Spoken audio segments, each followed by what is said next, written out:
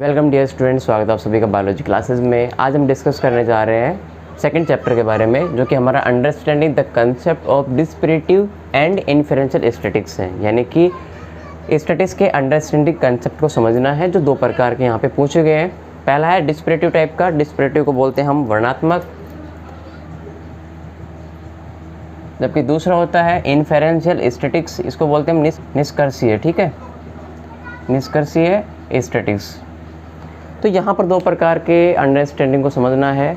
ठीक है, अब देखिए स्टैटिस्टिक में क्या होता है। स्टैटिस्टिक में जो हमारी पॉपुलेशन होती है उनके डाटाज को, ठीक है, एक तरीके से एनालाइज करना होता है उनकी स्टडी के लिए, राइट। यानी कि स्टैटिस्टिक में अगर हमें पूरे पॉपुलेशन की स्टडी करनी होती है तो उनकी डाटा को क्या करना होता है, एनालाइज करना होता है, जिसे हम दो प्रकार से कर सकते हैं। पहला है मदों की गणना करके, यानी कि एस्टिमेशन ऑफ पैरामीटर।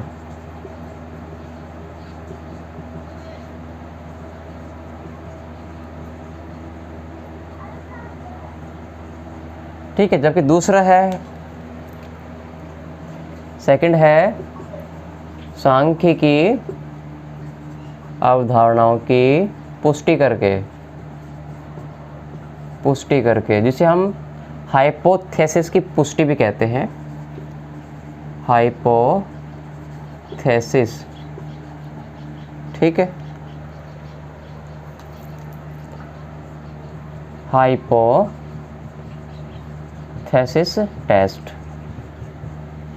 ठीक है, अब इसमें क्या होता है, दोनों ही प्रकार के कंसेप्ट में हम स्टैटिस्टिक के जो सैंपल होते हैं या पॉपुलेशन होती है उनके डाटा को एस्टिमेट करते हैं, उनका एनालाइज करते हैं। तो पहला मेथड क्या है एनालाइज करने का, मदों की गणना के द्वारा। यानी कि इसमें हम कह सकते हैं कि यदि पॉपुलेशन के सभी डाटाज अगर प्रेजेंट नहीं होते हैं तो उस कंडीशन में क्या होता है, स्टैटिस्टिक का एनालाइज करना डिफ़िकल्ट होता है।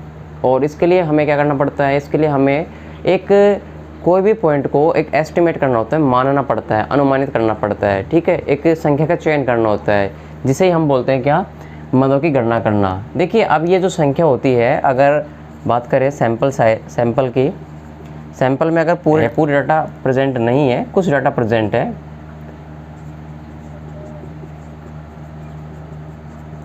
तो इस कंडीशन में क्या करते हैं हम, इस कंडीशन में हम अनुमानित कोई भी एक बिंदु को मान लेते हैं। ठीक है, और उसके हेल्प से हम यहाँ पर बिंदु की गणना करते हैं। तो इसमें क्या होता है, दो प्रकार का एस्टिमेशन होता है। पहला होता है पॉइंट एस्टिमेशन।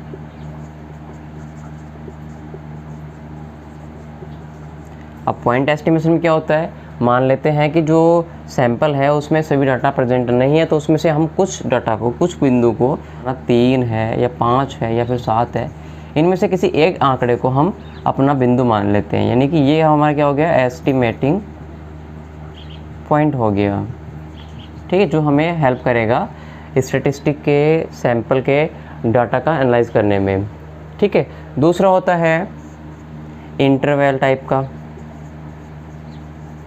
Interval estimation. अब देखिए इस प्रकार के एस्टिमेशन में क्या होता है, इस प्रकार के एस्टिमेशन में हमें जो बिंदु होता है वो किसी एक अंतराल के बीच में मिलता है, जिसमें सबसे छोटी वाली जो संख्या होती है वो उस अंतराल की क्या होती है, लोअर लिमिट होती है। ठीक है, जबकि जो बड़ा बिंदु होता है वो उस अंतराल का हायर बिंदु होता है। ठीक है, बड़ा। तो यहाँ पर इंटरवल एस्टिमेशन की लोअर लिमिट है और क्या है, हायर लिमिट है। इनके बीच में प्रेजेंट हमारा क्या होता है, एस्टिमेट बिंदु होता है, एस्टिमेट पॉइंट होता है। तो इस प्रकार से हम सैंपल के डाटा का एनालाइज करते हैं, किसी भी एक बिंदु को हमारा एस्टिमेट पॉइंट मान करके। दो प्रकार से यहाँ पर एस्टिमेट पॉइंट माना जाता है। पहला इसमें पॉइंट एस्टिमेशन और दूसरा इंटरवल एस्टिमेशन। इसके बाद आता है सेकंड नंबर का, जो है कंसेप्ट ऑफ हाइपोथेसिस टेस्ट, यानी कि परिकल्पनाओं की पुष्टि करके। अब देखिए परिकल्पनाओं की पुष्टि करके हम डाटाओं को एनालाइज कर सकते हैं। यहाँ पर दो प्रकार के टेस्ट होते हैं, एक होता है काई स्क्वायर टेस्ट, दूसरा होता है टी स्टूडेंट टेस्ट। दोनों के माध्यम से हम क्या करते हैं, सैंपल के डाटा को एनालाइज करते हैं।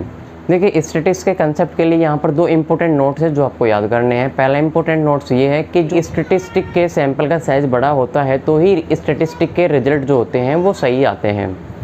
दूसरा नोट्स ये है कि स्टैटिस्टिक का साइज़ होता है वो 30 से अगर अधिक होगा तो ही उसको बड़ा साइज़ माना जाएगा। यदि 30 से नीचे का सैंपल है तो उसको हम स्मॉल साइज़ कहते हैं। सो इस प्रकार से 30 से अधिक वाले सैंपल में ही स्टैटिस्टिक के जो निष्कर्ष होते हैं या रिजल्ट होते हैं वो सही से आते हैं, जबकि 30 से नीचे के सैंपल साइज़ में स्टैटिस्टिक के रिजल्ट जो होते हैं वो एवरेज के रूप में आते हैं। देखिए इसके बाद हमारा टॉपिक होगा हाइपोथेसिस के टेस्ट, यानी कि बायोस्टैटिक्स में एनालाइज करने के लिए कौन कौन से टेस्ट हैं। पहला है हमारा काई स्क्वायर टेस्ट, जिसे हम काई वर्ग परीक्षण कहते हैं, जबकि दूसरा टेस्ट है टी स्टूडेंट टेस्ट। ये दोनों ही टेस्ट जो होते हैं वो पेपर में इम्पोर्टेंट होते हैं और इनमें से एक क्वेश्चन हमारे एग्ज़ाम में आता है। तो हम कल नेक्स्ट वीडियो में काई स्क्वायर टेस्ट के बारे में ही डिस्कस करेंगे और यहाँ पर कंप्लीट इसके एग्जाम्पल करवाएंगे। एक एग्जाम्पल इसका पेपर में 100% आने वाला है।